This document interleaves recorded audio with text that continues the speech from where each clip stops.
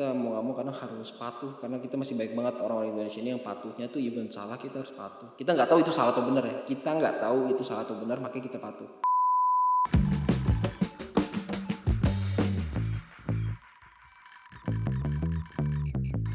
Halo, balik lagi sama gua Joel. Kali ini gue pengen memberikan beberapa tips nih buat lu semua, buat temen-temen yang terutama gen Z ya kan, yang mungkin masih bingung atau mungkin lagi pengen nih cari tahu gimana nih cara menentukan presiden kita di 2024 sampai 2029 nanti agar kita tidak salah pilih ya kayak gitu. Ya teman-teman yang klik video ini pasti adalah teman-teman yang mungkin juga lagi pengen cari tahu dan lagi aware banget nih sama pemilihan presiden 2024. Jadi dan siapapun yang nonton video ini pastinya nggak akan bisa lagi bersikap netral karena kalian sedang mencari tahu dan ingin memilih. Pada akhirnya itu outputnya nggak akan netral ya karena lu akan memilih kayak gitu. Atau di sini teman-teman ada yang cuman kepo aja sama konten apaan sih nih kayak gitu ya, itu bisa juga masuk ke dalam video ini. Nah, gue pengen ngasih beberapa tips aja nih buat teman-teman yang masih bingung cara menentukan pilihan. Misalkan yang capres A nih, yang capres A-nya wakilnya si ini, capres B juga karena ini, capres C juga begini, D, E, F, G semuanya gitu loh. Jadi terlalu banyak, ada kekurangan dan kelebihannya. Cuman lucunya gini cuy, gue berharap untuk kita semua tuh tidak melihat pada kekurangannya gitu loh, kekurangan dari si capres-capres ini gitu. Kita berfokus dengan kelebihan-kelebihan aja. Kalau kekurangan pasti ada cuy, mau kekurangannya dia A B C. Lagi juga kalau kita fokus sama kekurangan juga nggak akan bisa menentukan ujung-ujungnya apa ya, golput loh, golput dibilang enggak, gue mah golput aja, gue nggak ngerti politik. Pada akhirnya ada juga orang-orang yang kayak gitu yang nggak ngerti politik akhirnya golput. Nanti tiba-tiba gara-gara dia golput besok pemerintahannya rusak atau keadaan negara cacat, yang disalah-salahin politik padahal lu sendiri golput, gimana sih gitu kan, jadi nggak nyambung gitu loh, konsepnya tuh nggak kena kayak gitu. Nah, jadi kita fokus aja. Yang pertama nih teman-teman, lu harus berfokus pada objeknya dulu. Jangan karena lu ngeliat orangnya si A ini subjeknya begini, B begini, C subjeknya begini. Nah, kita kan udah ada 3 nih.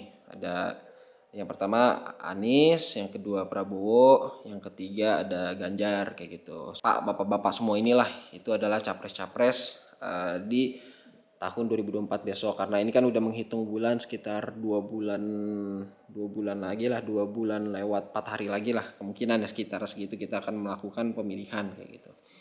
Nah, itu tips pertama adalah kita harus objektif dalam memilih, dalam melihat orang-orang ini. Lu nggak boleh subjektif gitu loh, karena kalau lu subjektif lu akan terlalu gampang termakan dengan hoax, gampang termakan dengan hal-hal yang tidak sesuai dengan pikiran lu gitu loh. Kayak misalkan lu berharap si capres ini lu berharap dia kayak gini dong, tiba-tiba enggak, padahal lu udah memilih dia. Nah, tapi gara-gara satu ini gak masuk di lo hanya karena mungkin karakter orang yang begini, akhirnya lu gak jadi milih. Tapi yang karakter lainnya, capek-capek karakter lainnya juga pada akhirnya gak sesuai nih, lu jadi bingung kan. Nah, jadi lu berfokus sama objektivitasnya gitu. Yang pertama objektivitasnya itu apa aja, lu fokus sama yang pertama latar belakang, ya kan. Habis latar belakang lu cek nih, cross check latar belakangnya. Latar belakangnya bukan yang bersifat subjektif ya, tapi latar belakang dengan apa-apa yang sudah dikerjakan kayak gitu.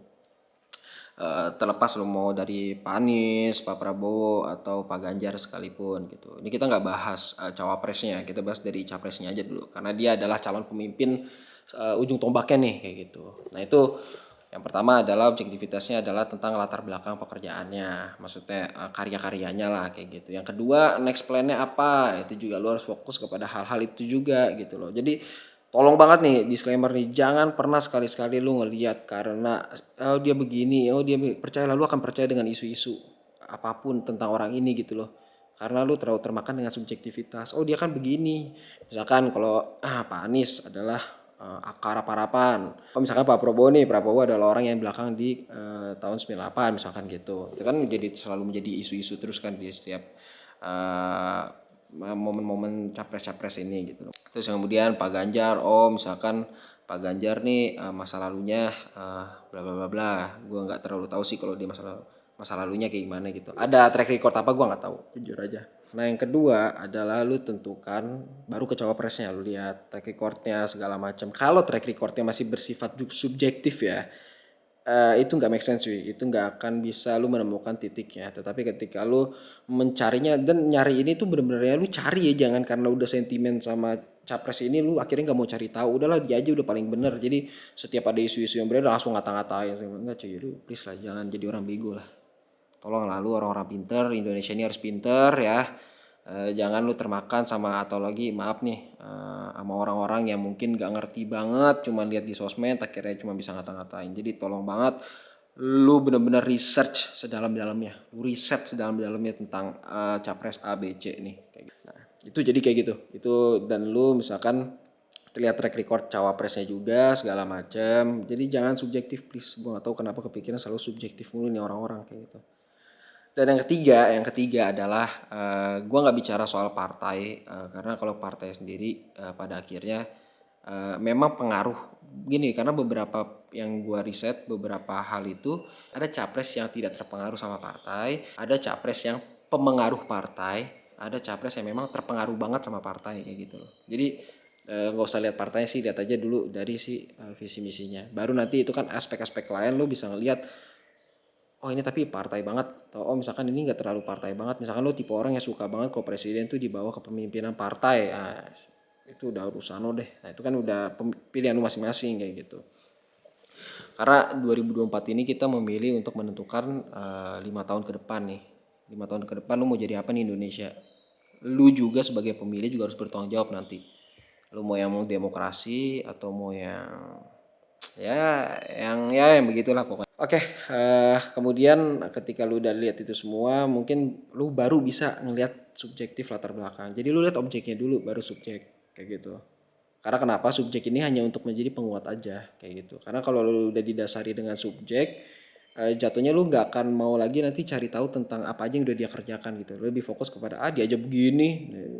Itu sifat Indonesia ini suka gosip memang susah. Ya dulu gue juga pernah kerja di tempat gosip jadi ya emang suka banget gosip lah. Sekalinya gosip tuh nomor satu. Tapi kalau bukan yang gosip tapi lebih ke edukasi, orang nggak mau denger cuy.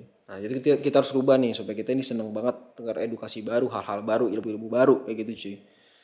Nah palingan tips yang paling penting itu adalah hal-hal itu supaya kita juga menjadi orang-orang yang cerdas lah di bangsa ini. Jangan karena jangan selalu berpikir misalkan lu berpikirnya udahlah gue aja ya makan susah daripada gue mikirin presiden, mendingan gue mikirin jadi makan. Tapi sebenarnya ini nggak make sense gitu. Padahal aturan-aturan lu kan berarti makan harus kerja nih. Aturan-aturan pekerjaan itu kan dibuat oleh pemerintah gitu loh. Jadi lu harus aware juga gitu loh. Oh sama satu lagi supaya nggak lupa, lu lihat di orang-orang di belakangnya. Tadi kan partainya, sekarang lihat orang-orang di belakangnya kayak gitu. Karena ada orang tahu partai tapi nggak tahu orang-orangnya. Nah sekarang kita lebih aware nih, tahu orang-orang di belakang ini seperti apa. Mereka orang-orang yang punya visi misi hidupnya seperti apa, karya-karyanya seperti apa itu juga. Jadi lo udah please banget nih nggak usah sok-sokan lah. Ini mah terpengaruh karena ini karena apalagi terutama paling kenceng itu terpengaruh karena keluarga cuy. Oh itu keluarga tuh kuat banget tapi namanya orang tua kan kita mau nggak mau karena harus patuh karena kita masih baik banget orang-orang Indonesia ini yang patuhnya tuh even salah kita harus patuh. Kita nggak tahu itu salah atau benar ya. Kita nggak tahu itu salah atau benar makanya kita patuh. Oke, makanya kita harus jadi kawan-kawan muda, kaula-kaula muda, anak-anak Gen Z yang lebih cerdas, lebih tertata, cara berpikirnya, pola pikirnya juga lebih sehat. Oke itu aja teman-teman mungkin bermanfaat, ini bermanfaat dan nanti ketemu lagi di konten-kontennya. Kalau misalkan lo ada pertanyaan, boleh langsung tulis di kolom komentar ya, supaya kita bisa jadi ruang diskusi nih konten yang ini. Oke teman-teman, makasih banyak. Sampai ketemu lagi di konten selanjutnya. Bye.